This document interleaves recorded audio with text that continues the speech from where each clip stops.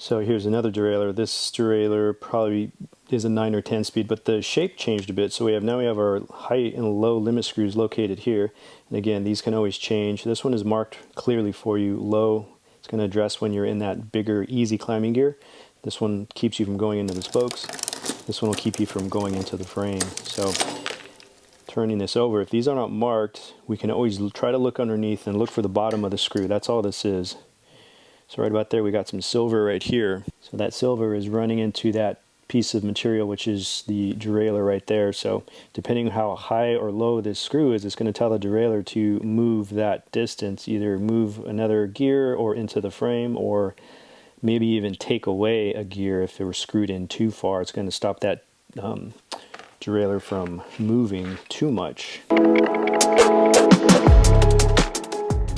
So right now the derailleur's in a relaxed position. It's like a coiled up snake, which means it's probably sitting on your smallest gear. That's your harder pedaling gear. As I shift and I want to go in an easier climbing gear, the derailleur's going to start to expand and open up. And you're going to notice this area right here. Right now it's resting on this material, screws touching this black portion. We're going to start to develop a spacing or a gap. So that starts to open up. So if I'm in gear 9, I'm going to shift to gear 8. It starts to come up 8, 7, 6, 5, 4 on and so on. So now we have that pretty big gap right there. So when I'm ready to downshift, if I downshift really fast, if I go from 7, 8, 9, boom, boom, boom, that's going to hit that portion right there, and it's going to tell the derailleur to stop. Don't go into the spokes or don't go into the frame. Same thing with our low. That was our high, and then our low's over here. This one lets us see pretty good. This one's a little bit dirty. But in this case, there's a pretty good gap right there. So this being our low screw, because the derailleur naturally sits, because there's no cable or it's not even connected to the bike, it naturally sits in your smallest, hardest pedaling gear.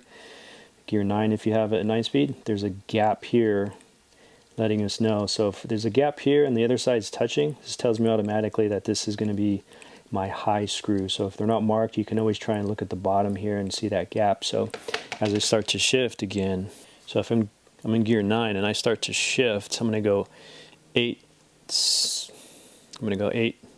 7, 6, 5, 4, 3, 2, boom. Right at that point, the bottom of that screw just hit, telling the derailleur to stop. Hey, stop here in gear 1, don't go into the spokes. So depending where that screw is, if the screw's backed out counterclockwise, the derailleur's going to move more and throw it into the spokes. If I screw that in too much, then it's going to stop the derailleur too soon. I might get stuck in gear 2 instead of getting to 1.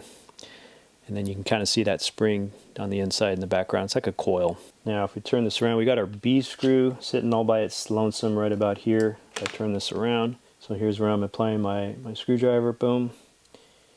And then we have all this material sticking out. So right here, it's either going to hit the frame itself, which is called the derailleur hanger. So it pushes off of the hanger, which is connected to the frame. So in essence, it's pushing off of the frame. That's going to tilt and pivot. So a lot of times the B screw will pull back and pull the chain tighter, or it will come forward, releasing some chain tension. Other styles of derailleurs, maybe like a SRAM, there's a piece of metal that's coming off of this piece here. This is what screws right into the frame. So there might be a piece of metal here that touches the screw, and then that piece of metal will touch the frame. Just a slightly different design, but still doing the same job. Probably the most used piece, if you have any issues, most common, we're always going to, 9 times out of 10, we're going to go to this barrel adjuster first. So your cable comes in here, goes into this hole here.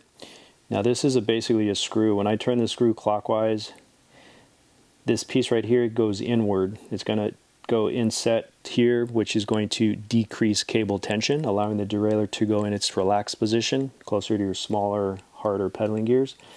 If I go counterclockwise, and this does seem counterintuitive, but as I go backwards or I go lefty-loosey counterclockwise, this inner sleeve is going to back out this direction, and what it's going to do is put pressure on the housing, and in turn, it's going to force the cable to start to move, and the cable is connected to the derailleur from the shifter to the derailleur. The derailleur has the ability to flex and pivot. So because we're pulling tension on that cable, the derailleur is going to pivot, forcing it from sitting in whatever gear you're in. Say we're in gear 9 and we go to apply tension, we go counterclockwise, it's going to want to move the derailleur and go to gear 8. If we keep going, it'll go to gear 7.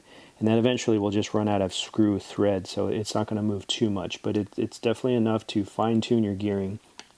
So if you go to shift and upshift, want to go from 9 to 8, and it doesn't move, we get one click at the shifter, but the derailleur didn't move the chain, so then we're going to go counterclockwise, increase cable tension, and then vice versa if we're having the opposite problem. Say we're in gear 8 and we want to go to gear 9, downshift one click, shifter goes to 9, but this didn't move, so I'm going to go clockwise, righty-tighty, and I guess this sounds counterintuitive, but this inner sleeve will start to shrink and go inside, which is going to relieve tension, allow the cable to get slack, then letting the derailleur relax, and the spring is going to help it relax and go into a more compact position, allowing the chain to go drop down into that gear.